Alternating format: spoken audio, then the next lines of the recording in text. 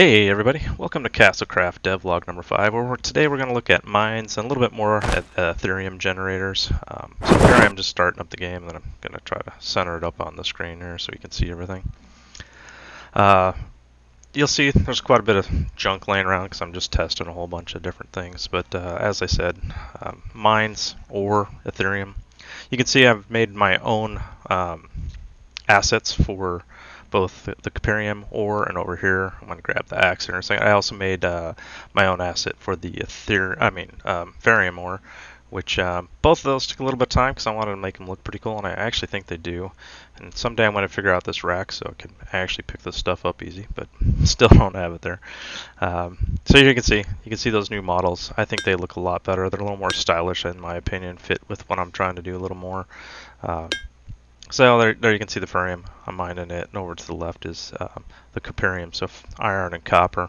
And there are other ones that I will be making as the game progresses here, but those are the two base ones you need to get through the first era, which is the forward era.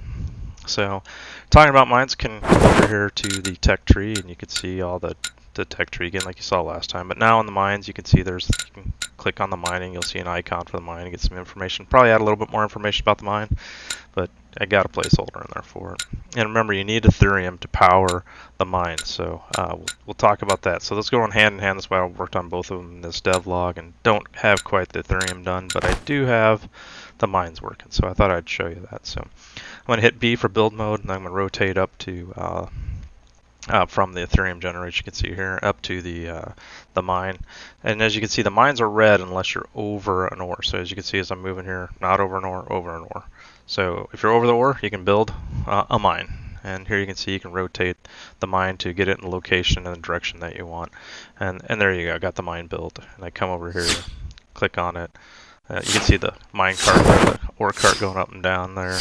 You can also see, because it's mining ore, it's going to generate vitriol, which means, yep, there you guessed it, skeletons are spawning in the background over there.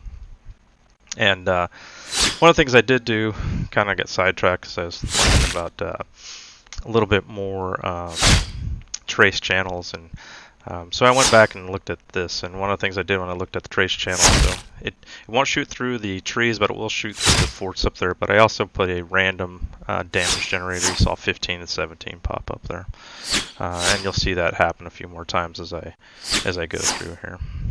The skeletons right now are screwing up me actually placed in. That's going on there. That's why it's red, because of the stupid skeletons. So they're kind of annoying when I'm trying to do this testing. But there you go. You can see the mine out there. This time it's over Etherium ore. Again, rotating it however you want. And then you go ahead and place the mine. And I'm going to go over and just show you the mine itself. I don't know if this is the final version, but I still think it looks pretty good. You got the cart there full of Etherium ore. If you notice, I didn't switch out the Etherium and Etherium in the carts. That's one thing I want to work on. Just takes a little extra effort, but I'll get there. Here you can see that cart, or the bucket going up to the top there, and the gears rotating. And I'm really waiting for that bucket to get to the top, and then you can see the gears change direction, and then the bucket will go all the way back down in the hole, and then the gears will change direction. So I got the animation going pretty well. You can see the Etherium ore mined out, and I just put it into my inventory. So you can see the bucket going down a little bit more. I'm not sure about the lighting on the inside. I kind of like it, but may change that a little bit too. Here you can just kind of see the outside of it. And one thing you'll notice is that red light up there, or the red crystal up there on the top of the gearbox. That means you don't have any Etherium to power this, so it shouldn't be running.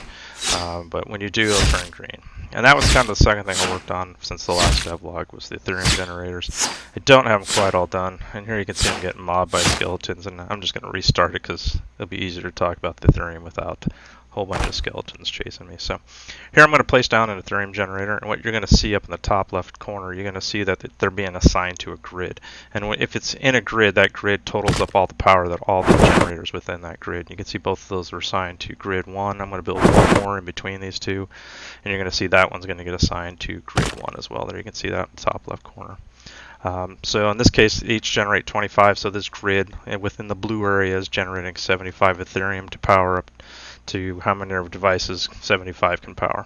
I'm going to move all the way over here away from those other ones so that I can start another grid. You'll see the first one goes down, no new grid started because it's by itself. But as soon as I put down a second one, what you're going to see up there in the top left corner again is that these were assigned to grid 2. So you can see they're in separate grids. I'm going to hit the P button to show the power, and you can see where they're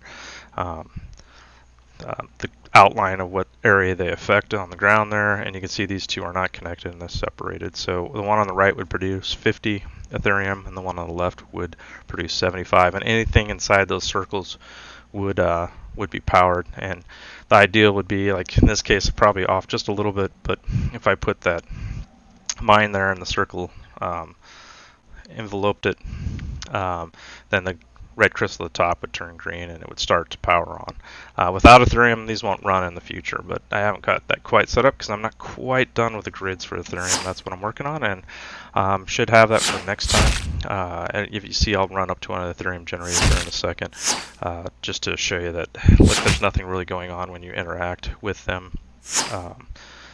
But that's going to be the next thing I do, so that you can go up here, you can see how many are in the grid that you're in and how much power that particular grid is generating. And here I'm destroying one, showing you that you can get rid of them if you don't want them. And then you can see the grid's now smaller than it was before. So there you go. There you have it. I hope you guys liked it. I really appreciate everybody watching this. If you have any questions, please leave some comments below. And if you really like this, please subscribe and like this. It really, really helps. And thanks, guys, and have a great day.